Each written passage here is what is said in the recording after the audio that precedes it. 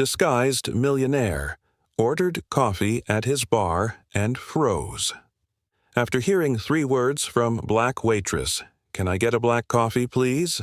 the man asked, laying a $5 bill on the counter. The blonde waitress didn't move. She just stared at him for a second, then leaned closer to her coworker and said, loud enough for everyone to hear, "We don't serve people like that here."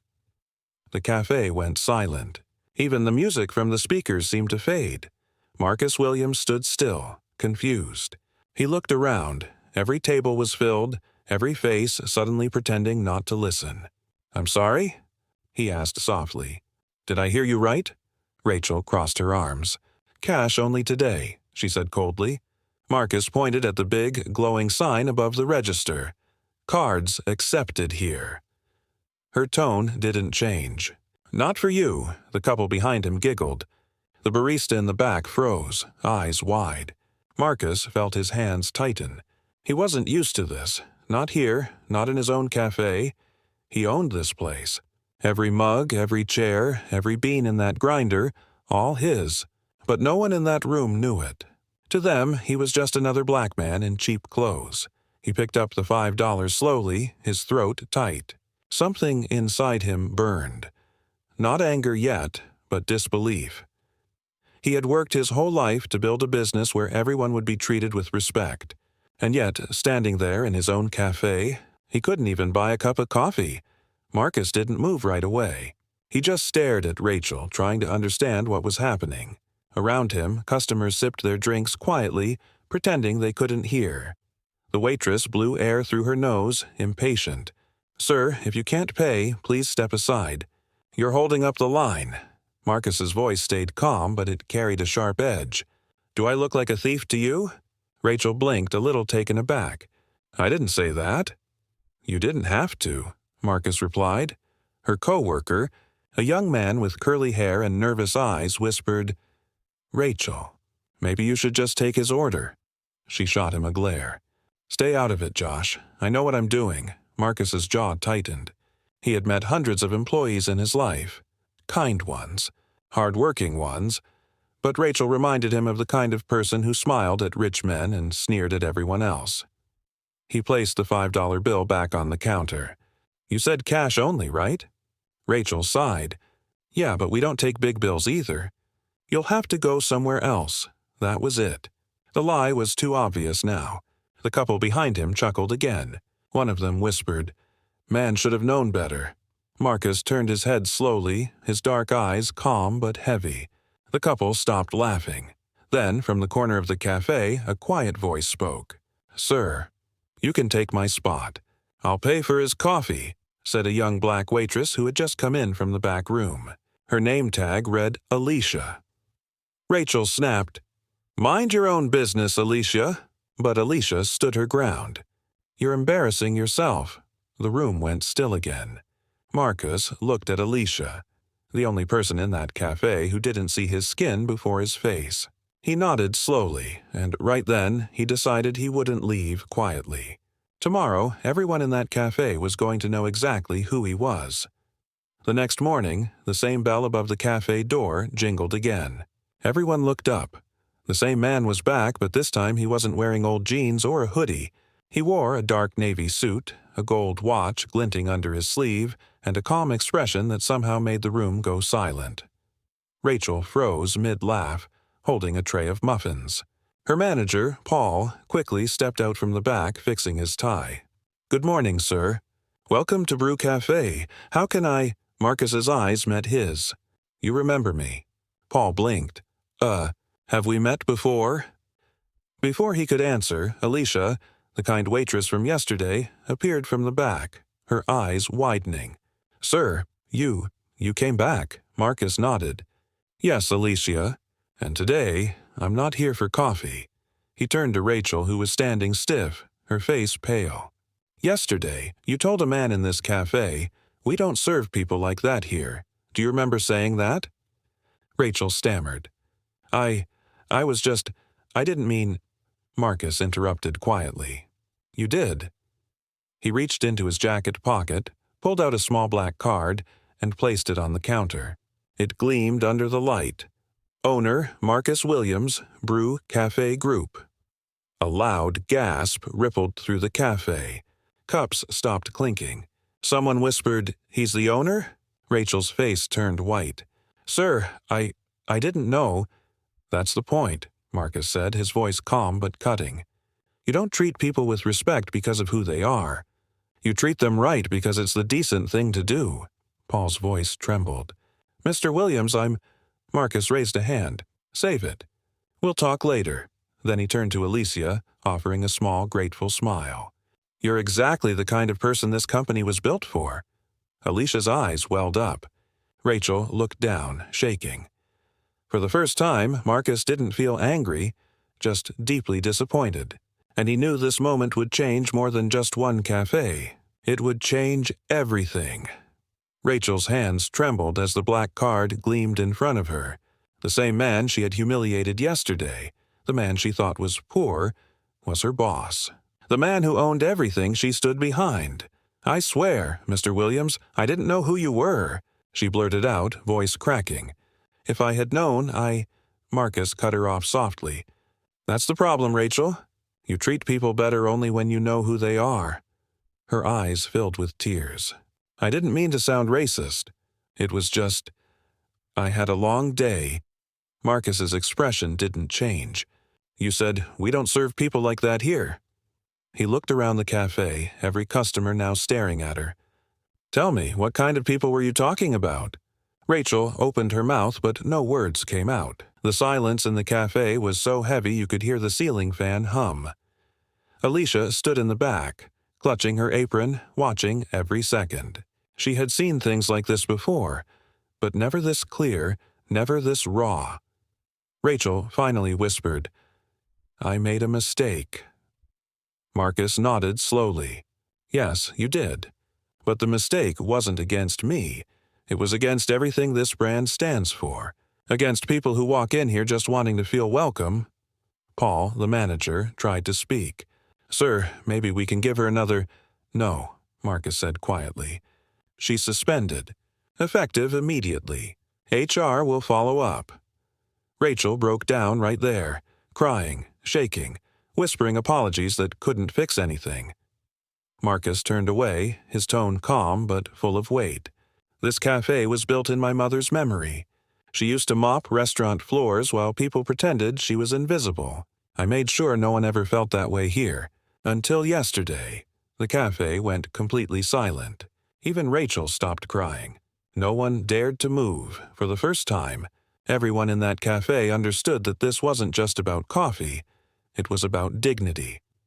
After the crowd began to whisper and the shock settled, Marcus turned away from the counter. He didn't look angry anymore, just tired. The kind of tired that comes from years of fighting for something that still doesn't seem to change. Alicia stepped forward slowly, her voice soft. "Sir, I'm sorry you had to go through that here." Marcus shook his head. "Don't be sorry, Alicia. You didn't do anything wrong. You were the only one who did something right." She smiled nervously. "Honestly, I didn't even think. I just couldn't watch that happen." Marcus looked at her for a long moment, something like gratitude flickering in his eyes. "That's exactly what my mother used to say," he murmured. "She'd tell me, 'If you see something wrong, you don't look away. You stand up even if your voice shakes.'" Alicia swallowed hard. "She sounds like a strong woman." Marcus nodded, eyes distant. She was. She worked 3 jobs, most of them cleaning for people who thought they were better than her. "I built this company so no one like her would ever be treated the way she was." Alicia's eyes welled up. "She'd be proud of you, sir." He smiled faintly. "Maybe, but after what I saw yesterday, I'm not sure she would be." For a second, they both stood in silence. The smell of fresh coffee filled the air again, but this time it felt different. Softer, more human. Marcus turned to Paul, the manager. "Promote Alicia. Effective today. She'll oversee staff training for all our locations." Alicia blinked, stunned. "Me? Yes, you. We need more people like you representing what this cafe stands for." Rachel looked up from the corner, red-eyed and quiet. Marcus's gaze softened for just a moment. And Rachel, I hope one day you understand why respect matters more than titles." He turned to leave, but before walking out, he looked back once. Because at the end of the day, coffee goes cold. But the way you treat people, that stays. By the next morning, the story had spread like wildfire. A customer sitting in the cafe had secretly recorded the whole scene. Rachel's words, Marcus's calm response, and the moment he placed that black card on the counter. The video hit social media before dawn, and by sunrise, it had already passed 1 million views. The caption read, "A man was refused service because of his skin color. Turns out, he owns the place. People couldn't believe it." Comments poured in. "That owner handled it like a true gentleman. This is what leadership looks like. Shame on that waitress, but respect to the man who didn't lose his grace." By noon, news reporters gathered outside Brew Cafe. Employees from other branches started messaging Marcus, apologizing for something they didn't even do. He didn't respond to most of them. He wasn't chasing attention.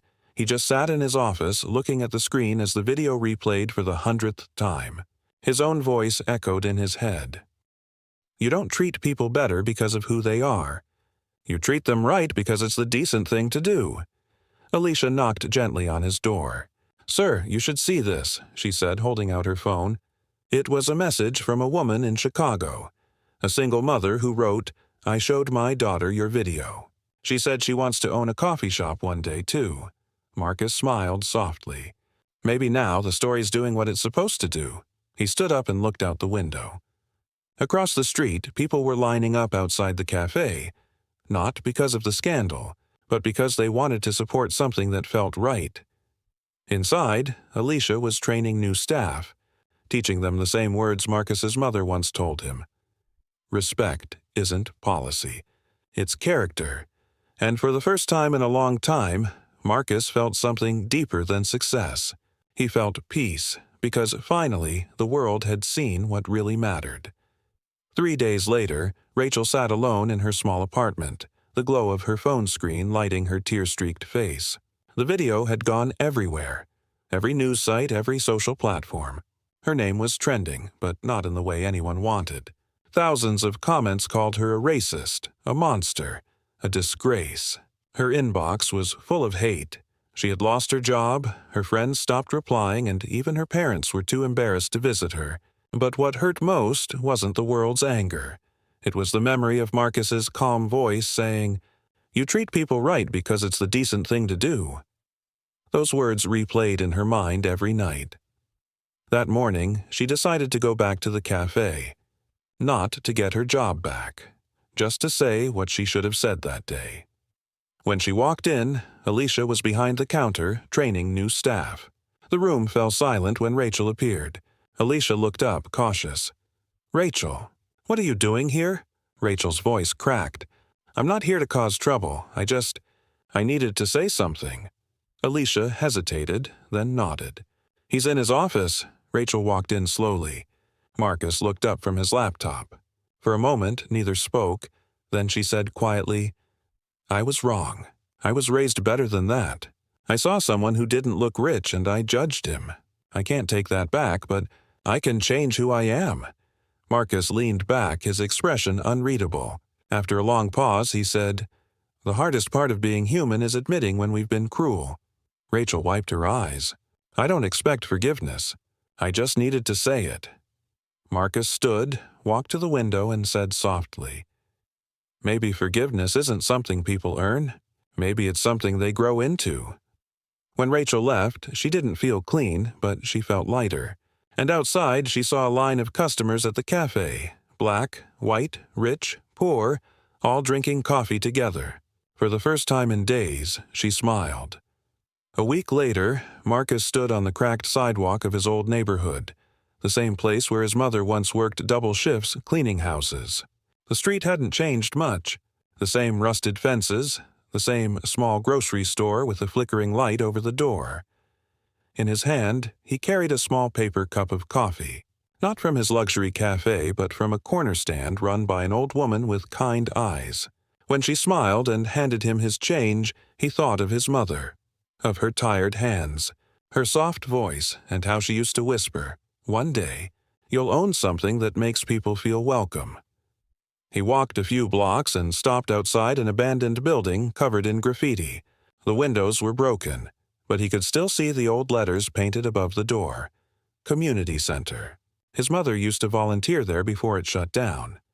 Marcus pulled out his phone and called Alicia. "Hey," he said, "I want to open something here." "Another cafe?"